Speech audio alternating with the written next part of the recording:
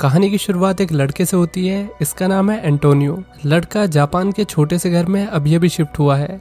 दरअसल Antonio criminal activities के चलते 3 साल जेल में रह के आया था। लड़का एक चैंपियन किक बॉक्सर भी था। एंटोनियो ने एक नई जिंदगी जीना शुरू कर दिया। वो कभी डिलीवरी करता तो कभी साफ सफाई का काम। लड़के के पास फोन तक नहीं था। पैसे के नाम पे उसके पास सिर्फ फूटी कौड़ी थी। फाइनली एंटोनियो को पार्किंग लॉट में अंडरटेकर की केयर टेकर की जॉब मिल गई। एक बुढ़ा हाल ही में अपनी नौकरी छोड़कर भाग गया था। भाग तो नहीं पाया होगा। खैर उसी की जगह पर एंटोनियो को रखा गया। यहाँ उसे कोई खास काम नहीं करना, बस गाड़ियों को आते जाते देखो। तभी इसके पास एक लड़की आई। वो लड़के से ऐसे बात करने लगी जैसे दोनों कब से एक दूसरे को जानते हैं। लड़की का तो मुंह ही बंद नहीं हो रहा था। फिर एंटोनियो ने ध्यान दिया कि लड़की अंधी है। लड़की को लग रहा था कि बूढ़ा आदमी अभी भी यही काम करता है। बूढ़ा लड़की का दोस्त था जिससे वो अक्सर बातें किया करती थी। लड़की ने बैग से निकालकर कुछ खाने की चीजें एंटोनियो को दे दी। थोड़ी देर में लड़की को पता चल गया कि उसके सामने बूढ़ा नहीं है। फाइनली लड़के ने अपना मौन व्रत तोड़ दिया और बोला, बूढ़ा तो चला गया, उसकी नौकरी मुझे मिल गई। लड़की ने खाना एक्सेप्ट करने के लिए एंटोनियो को थैंक यू बोला। मुझे लगा छीन लेगी खाना, पर शी इज क्वाइट नाइस। हालांकि एंटोनियो ने लड़की का खाना वापस कर दिया। लड़की ने बताया वो बुढ़े के साथ अक्सर इस जगह पर टीवी शो देखती थी। खैर दोनों खाते पीते बातें करते और टीवी शो देखते थे। अब लड़की बाहर चली गई। तभी बारिश शुरू हो गई। लड़की बारिश में भीग रही थी। मैं नाचू आज छम छम छम ऐसे करके। तो एंटोनियो ने उसे अंदर आने के लिए कहा कि ज्यादा नाचेगी तो आंख के साथ नाक भी बंद हो जाएगी। दोनों अंदर आकर कैबिन में टीवी शो देखने बैठ गए। एंटोनियो लड़की की लिसनिंग पावर देखकर शॉक था। अब लड़की एंटोनियो को ब्रेड बन देकर वहां से चली गई। जाने से पहले उसने एंटोनियो से बाहर रखे टी ऑलिव प्लांट में पानी डालकर उसका ध्यान रखने के लिए कहा।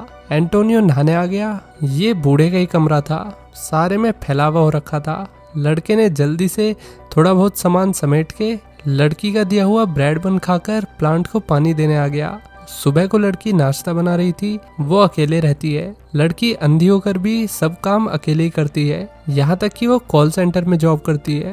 कभी कभी कॉलिंग कस्टमर लड़की को अपनी बातों से परेशान कर देते, लेकिन उसके चेहरे से मुस्कुराहट कभी नहीं जाती। इसका बॉस बड़ा हरामी था। वो हमेशा लड़की को गलत तरीके से छूने की कोशिश करता, पर लड़की को अपनी जॉब खोने का डर था, इसलिए उसने किसी को भी इस बारे में नहीं बताया। इधर अब एंटोनियो अपने पुराने बॉक्सिंग क्लब में आ गया। यहाँ वो प्रैक्टिस किया करता था। एंटोनियो को क्लब से क्रिमिनल एक्टिविटीज के चलते बाहर निकाल दिया गया। लड़का माफी मांगने आया था। उसके कोच जिम ने क्लब में आने के लिए उसे वार्न किया। क्लब का ओनर अभी भी एंटोनियो से नाराज था। उसे मंजूर नहीं था कि लड़का वापस क्लब ज्वाइन करे। फिर एंटोनियो को उसके कोच ने रिंग में वापस आने के लिए कहा, पर लड़के ने हिचकिचाते हुए मना कर दिया। पीछे से टकला बॉक्सिंग क्लब का ओनर ग्लव्स लेकर आ गया। उसने भी एंटोनियो को फाइट पर वापस बुलाना चाहा, मगर एंटोनियो ने बताया कि वो बस अपनी गलतियों के लिए माफी मांगने आया है। उसे दोबारा बॉक्सिंग क्लब ज्वाइन नहीं करना। इसके बाद एंटोनियो पीसीओ पर एक लेडी से बात कर रहा था। ये उस बंदे की विधवा थी जिसे एंटोनियो ने पास्ट में मार दिया था। एंटोनियो ने माफी मांगने के लिए कॉल किया, पर लेडी ने कहा वो ऑलरेडी उसे माफ कर चुकी है। बार बार कॉल करके मुझे परेशान मत करो। रात को पार्किंग लॉट में एंटोनियो काम कर रहा था। तभी उसने देखा कि ब्लाइंड लड़की पास से गुजर रही है। लड़का मन में सोचने लगा, आजा आजा, इधर ही आजा, मेरा भी थोड़ा टाइम पास हो जाएगा। लड़की की दुआ कबूल हो गई। लड़की कैबिन की तरफ आई। एंटोनियो ने लड़की को उसका कल वाला लंच बॉक्स थैंक यू बोलकर वापस कर दिया। लड़की को प्लांट की फूलों की खुशबू आने लगी। अब दोनों ने कैबिन में जाकर टीवी शो देखना शुरू किया। लड़की को अजीब सी स्मेल आई। उसने एंटोनियो से खिड़की खोलने के लिए कहा। लड़की को लगा कि वो एक्सरसाइज करके आया है, शायद इसलिए आ रही है। फिर एंटोनियो ने ध्यान दिया कि ये स्मेल उसके जूतों से आ रही थी। लड़का थोड़ा ऑकवर्ड हो गया, पर कुछ बोला नहीं। बेचारे के बड़े पुराने जूते हैं जिन्हें बदलने की बहुत ज़रूरत है। लड़की ब्लाइंड थी, इसलिए उसके बाकी सारे सेंसेस बहुत अच्छे से काम करते थे। अब उसने एंटोनियो से टीवी शो की हीरोइन के बारे में पूछते हुए कहा, वो बहुत सुंदर है क्या? एंटोनियो ने हाँ में जवाब दिया और बोला, हीरोइन ने तुम्हारे जैसी इयररिंग पहनी हुई है। हालांकि वो झूठ बोल रहा था, लेकिन ये सुन के लड़की खुश हो गई। उसने फिर लड़के को खाने के लिए आड़ू दिए। फिर उसने अपना इंट्रो दिया। लड़की का नाम है कारी काशिवागी। दोनों हैंडशेक करके अपने अपने रास्ते हो गए। लड़की ने कहा कि वो अगले हफ्ते फिर से आएगी। एंटोनियो भी लाइक, दिल गार्डन गार्डन हो रहा है। कारी घर आकर खाना खा रही। उसने नोटिस किया कि वॉशरूम का फर्श गीला हो रखा है। उसके ड्रेनेज सिस्टम में एक कपड़ा फंसा हुआ था। फिर लड़की गीले फर्श पर फिसलकर गिर गई। इसके बाद एंटोनियो लड़की के आने के लिए प्रे कर रहा था। थोड़ी देर में कारी पार्किंग लॉट में आ गई। कारी ने एंटोनियो के नए जूतों को आते ही नोटिस कर लिया। दोनों ने शो देखा। टीवी शो में हीरोइन हीरो से अपने प्यार का इजहार कर रही थी। इधर कारी शो के हीरो के बारे में एंटोनियो से पूछने लगी। एंटोनियो ने बताया कि हीरो हैंडसम है पर प्लेबॉय है। कारी कहने लगी, क्या तुम हैंडसम हो? मुझे सच सच बताना। अब ये सवाल तो ऐसा है कि कोई भी लड़का क्या ही बोले। एंटोनियो की बोलती बंद हो गई। उसे पता ही नहीं था कि वो हैंडसम है या फिर एवरेज। कारी ने उसकी चुप्पी को समझा कि वो हैंडसम नहीं है। लड़की बोली, कोई नहीं भैया, वैसे भी सूरत से ज्यादा सीरत मैटर करती है। अब तो एंटोनियो लड़की के प्यार में गिर ही गया था। कारी बिना गाड़ी के घर के लिए निकली, पर एक गाड़ी उसे टक्कर मार के गिरा के चली गई। उसके पैर में काफी चोट लग गई। एंटोनियो कारी को घर तक छोड़ने गया। रास्ते में कारी ने लड़के से उसका नाम पूछा, पर एंटोनियो ने नाम नहीं बताया। उसे लगा कि उसका इंग्लिश नेम सुन के लड़की पता नहीं कैसे रिएक्ट करेगी। कारी कहने लगी, ठीक है, मैं तुम्हें अंकल या बूढ़ा आदमी बुलाऊंगी, शायद तुम ओल्ड मैन हो। बस से उतरकर जब लड़की से चला नहीं गया तो एंटोनियो ने उसे पद्दी पर बैठा लिया। हालांकि लड़की ने उसे वार्न किया कि उसका घर काफी ऊंचाई पर है, पर लड़का प्यार में था। वो लड़की को लेके ऊपर चढ़ने लगा, सीढ़ियों के ऊपर। कारी ने फिर एंटोनियो से उसके ड्रेनेज सिस्टम से कपड़ा हटाने में मदद मांगी। लड़के ने कपड़ा हटाया तो पता चला कि ये लड़की की इनर वियर थी। दोनों के बीच एक ऑकवर्ड साइलेंस हो गया। कारी ने माहौल को सही करने के लिए एंटोनियो को कॉन्सर्ट की टिकट थैंक यू कहते हुए दी और कहा, जाकर अपने दोस्तों के साथ मजे करना। पर एंटोनियो चुप खड़ा रहा, बुत बन के। लड़की समझ गई कि उसके कोई दोस्त नहीं है। अस एंटोनियो भाई, अस। फिर एंटोनियो ने कारी से कॉन्सर्ट में साथ में चलने के लिए पूछा। इसके बाद कारी कॉन्सर्ट के लिए मस्त रेडी हो गई, पर उसे बाकी लड़कियों की तरह ड्रेस चूज करने में कंफ्यूजन हो रही थी। एंड टाइम पे लड़की ने कपड़े बदल ही लिए। दोनों फिर कॉन्सर्ट देखकर डिनर के लिए आ गए। इस रेस्टोरेंट में कारी अपने पेरेंट्स के साथ पहले आया करती थी जब वो जिंदा थे। खाते टाइम कारी से खाना उसकी ड्रेस पे गिर गया। फिर उसने अपनी लाइफ के बारे में एंटोनियो को बताया कि वो कॉलेज में एक स्कल्पचर थी। स्कल्पचर मतलब जो मूर्ति वगैरह बनाते हैं, आर्टिस्ट। कारी एंटोनियो की लाइफ के बारे में पूछने लगी, पर भाई साहब का मौन व्रत ही खत्म नहीं हो रहा। उसने बस इतना कहा कि मैं डिलीवरी मैन हूँ। क्योंकि कारी उसको अंकल और बूढ़ा आदमी समझती थी, तो उसने डिवोर्स या बच्चों के बारे में पूछा। स्टिल लड़का चुप था। कारी बिलाई, काफी बेकार जोक मारा मैंने, सॉरी। एंटोनियो कारी से कहने लगा कि तुम्हें मेरा पास्ट जानने में इतना इंटरेस्ट क्यों है? लड़की ने कहा कि वो बस उसे अच्छे से जानना चाहती है। एंटोनियो ने बड़ा रूडली बिहेव किया, जिसके चलते कारी घर वापस आ गई। उसने एंटोनियो को परेशान करने के लिए उससे सॉरी भी कहा।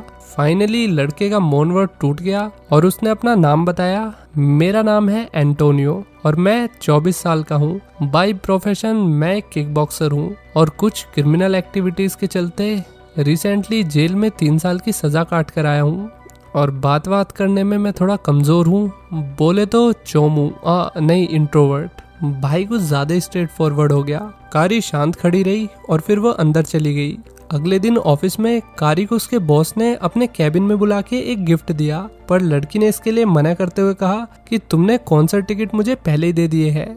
पर बॉस उसके साथ जबरदस्ती करने लगा। बॉस ने बताया बॉक्स में एक सुंदर नेकलेस है। बॉस कारी को लालच देकर उसे डेट पर ले जाना चाहता था ताकि ब्लाइंड लड़की का वो फायदा उठा सके। तभी कैबिन में एक एम्प्लॉय आ गई। उसने कारी को बताया कि किसी कस्टमर को अर्जेंटली तुमसे बात करनी है। लड़की कैबिन से चली गई। इधर एंटोनियो अपने कोच और क्लब के बॉस से मिलने आ गया। दोनों जने एंटोनियो को वापस किक बॉक्सिंग ज्वाइन करने के लिए बोल रहे थे। कोच को एंटोनियो की किक बॉक्सिंग बहुत पसंद थी। उसे लगता था अगर एंटोनियो अच्छे से प्रैक्टिस करे तो वो वर्ल्ड चैंपियन बन सकता है।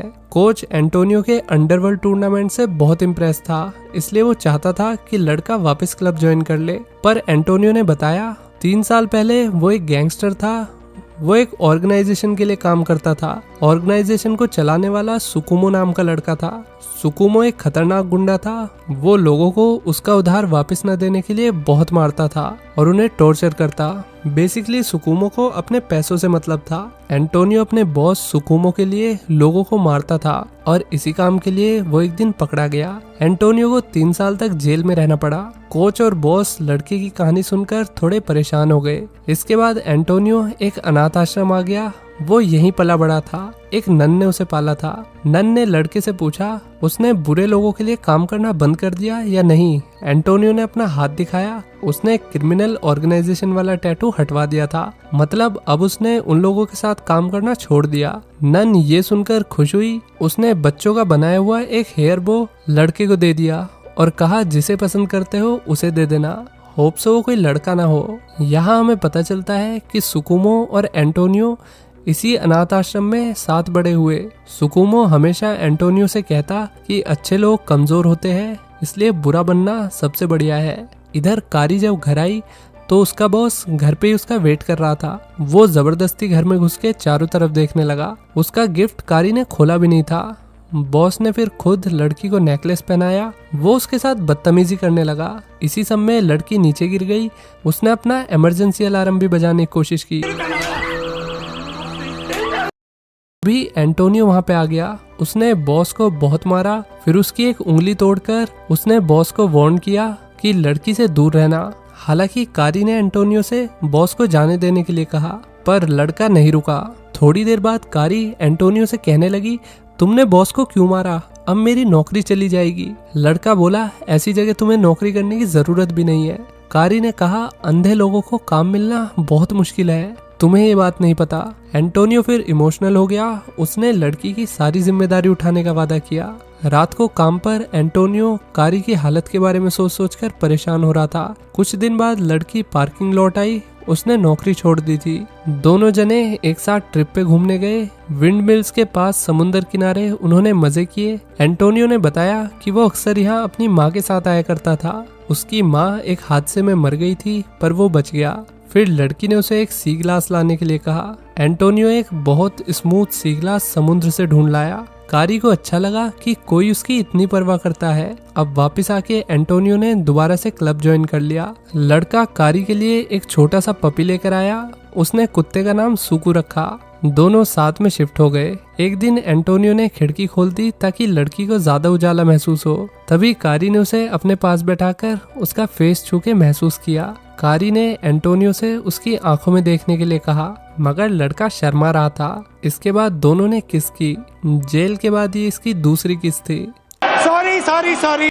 एंटोनियो ने अब चैंपियनशिप के लिए तैयारी शुरू कर दी। इधर कारी ने अपना पुराना स्कल्पचर का काम शुरू कर दिया। लड़की ने कुछ कप और मग बनाए। दोनों साथ में अपने कुत्ते के साथ अच्छी जिंदगी जी रहे थे। रात को किकबॉक्सिंग के बाद कारी एंटोनियो को बढ़िया मसाज देती। उसने एंटोनियो से हाथ के निशान के बारे में पूछा। लड़के ने झूठ कहा कि वो बस जलने के निशान है। लड़की मजाक में कहने लगी, मुझे मसाज वाली बन के नहीं रहना। एंटोनियो ने उसे प्रॉमिस किया कि जल्दी वो कारी के लिए स्कल्पचर की शॉप खुलवा देगा। अगली किकबॉक्सिंग में एंटोनियो बहुत शानदार तरीके से जीत गया, पर उसे नहीं पता था कि उसका बचपन का दोस्त और हरामी बॉस सुकुमो उसका वेट कर रहा है। सुकुमो ने एंटोनियो के कोच की इंसल्ट की, पर एंटोनियो ने कोच से शांत रहने के लिए कहा। वो कोई लड़ाई झगड़ा नहीं चाहता था। अगले दिन कारी अपने पेरेंट्स की कब्र पर एंटोनियो को लेकर गई। उसने बताया कि 4 साल पहले जब उसे ड्राइविंग लाइसेंस मिला तो वो अपने पेरेंट्स के साथ ड्राइव पर गई। उसने एक बिल्डिंग में किसी को जलते हुए देखा, जिसकी वजह से उसका ध्यान भटक गया और कार का एक्सीडेंट हो गया। तब से ही कारी देख नहीं सकती और इस एक्सीडेंट में उसके माँ बाप भी मारे गए। ये सुन के एंटोनियो का मुंह खुला का ही खुला रह गया। उसने ग्रेव पर डेट देखी। ये वही दिन था जिस दिन एंटोनियो ने सुकुमो के कहने पर एक बंदे को बिल्डिंग में जिंदा जला दिया था। अब एंटोनियो खुद को कारी की आंखें खोने के लिए और उसके पेरेंट्स की डेथ के लिए दोषी मानने लगा। इस सच के लिए वो तैयार नहीं था। वो बहुत ज्यादा गिल्टी महसूस कर रहा था। एंटोनियो बिल्कुल टूट गया। उसने अपना सारा गुस्सा पंचिंग बैग पर निकाला। एक दिन कारी की आंखों में अचानक बहुत दर्द होने लगा। इधर सुकुमो एंटोनियो से इलीगल अंडरग्राउंड मैच खेलने की बात कर रहा था, जिसमें जीतने पर उन्हें बहुत पैसे मिलेंगे, पर एंटोनियो ने खेलने से मना कर दिया। जब लड़का घर आया उसे कारी कहीं नहीं दिखी। फिर वो हॉस्पिटल भागा। कारी एकदम ठीक थी। डॉक्टर ने बताया कि लड़की रिब्स पेन के चलते बेहोश हो गई थी और कारी के आईज की रेटिनल अलग हो रही थी, तो जल्द से जल्द डॉक्टर को उसका ऑपरेशन करना पड़ेगा, नहीं तो लड़की का थोड़ा बहुत जो विजन है वो भी चला जाएगा।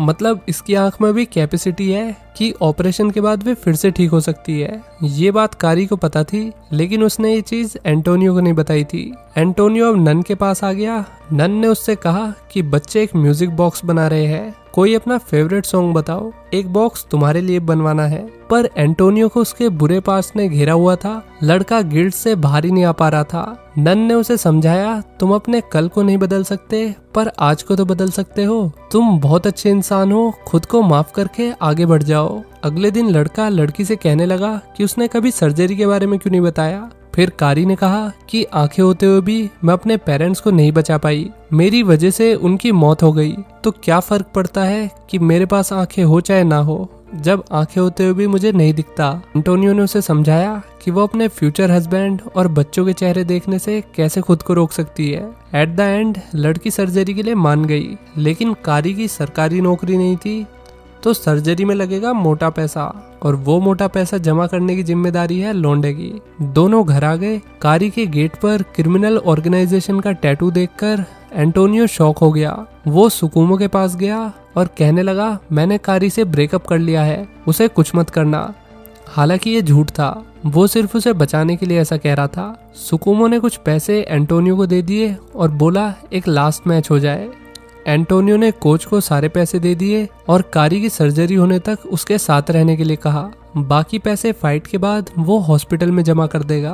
कोच एंटोनियो को इलीगल एक्टिविटी में नहीं जाने देना चाहता था, पर लड़के की मजबूरी थी तो कोच मान गया।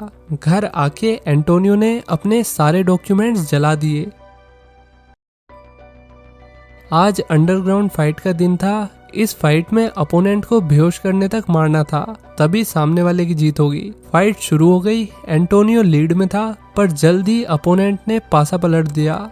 उसने एंटोनियो को बहुत मारा, पर एंटोनियो ने हीरो की तरह कमबैक करते हुए फाइट को जीत लिया। सुकुमो को भी नहीं लगा था कि वो ये फाइट जीत जाएगा। कोच भी ऑडियंस के बीच एंटोनियो को जीत के लिए सपोर्ट कर रहा था। इधर कारी का ऑपरेशन हो गया और अब वो देख सकती थी।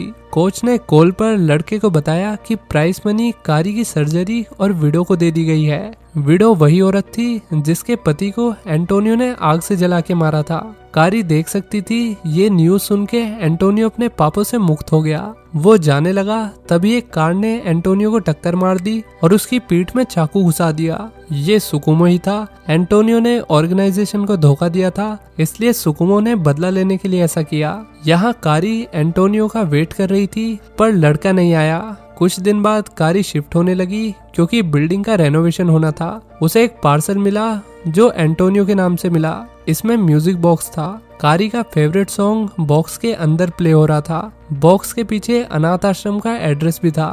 कारी फिर अनाथ आश्रम आई। यहाँ नन ने उसे बताया कि एंटोनियो खुद को सब चीज का जिम्मेदार समझ रहा था। नन ने एक्सीडेंट वाली बात भी लड़की को बता दी कि जिस जलते हुए आदमी को देख के उसका ध्यान भटका था, उसे एंटोनियो ने ही जलाया था। ये सुन के कारी शॉक हो गई, लेकिन उसने एंटोनियो को माफ कर दिया था। फिर वो घर गई और घर जाके उसने मिट्टी से एंटोनियो का फेस बनाने की कोशिश की।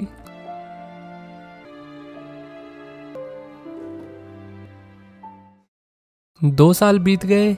कारी ने स्कल्पचर शॉप खोल ली। सुको भी अब बड़ा हो गया था।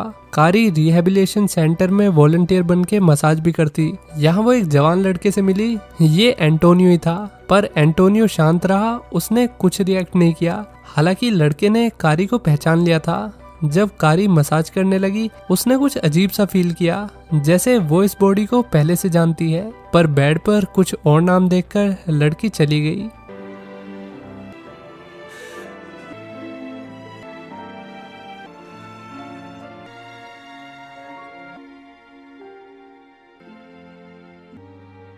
कुछ दिनों बाद जब एंटोनियो डंडे के सहारे चलने लगा, उसने अपने नाम की स्कल्पचर शॉप देखी जो कि कारी ने खोली थी। लड़का अंदर आया, उसने शॉप को बहुत ध्यान से देखा। वहाँ ऑलिव प्लांट, म्यूजिक बॉक्स सब कुछ रखा हुआ था। लड़का सब कुछ देखकर अपनी और कारी की प्यारी यादों को याद करने लगा। एंटोनियो ऑलिव प्लांट खरीदकर दुकान से चला गया। सुकू भौंकते भौंकते उसके पीछे पीछे भागने लगा। रास्ते में कारी उससे टकरा गई। एंटोनियो नीचे गिर गया। कारी कहने लगी, तुम हॉस्पिटल वाली लड़की हो ना, चलो मैं तुम्हें छोड़ दूं। पर एंटोनियो कुछ नहीं बोला और वो चला गया। जब कारी शॉप में आई तो सेल्स गर्ल ने उसे बताया कि एक अजीब सा कस्टमर आया था अभी, वो म्यूजिक बॉक्स को देखकर रो भी रहा था। अब कारी समझ गई कि जिससे वो अभी मिली वो और कोई नहीं बल्कि एंटोनियो ही था। लड़की भागकर बाहर गई पर एंटोनियो जा चुका था। एंड में हम देखते हैं कि एंटोनियो समुद्र किनारे आकर रोने लगा। उसके हाथ में सी ग्लास था। पीछे से कारी भी आ गई। फाइनली हमारा वेट खत्म हुआ और दोनों एक दूसरे से मिल गए। इसी के साथ ये खूबसूरत प्रेम कहानी यहीं खत्म होती है। तो दोस्तों, कैसी लगी ये वीडियो, लाइक और कमेंट करके बताइए। चलिए मिलते हैं नेक्स्ट वीडियो में। Till then take care, bye bye.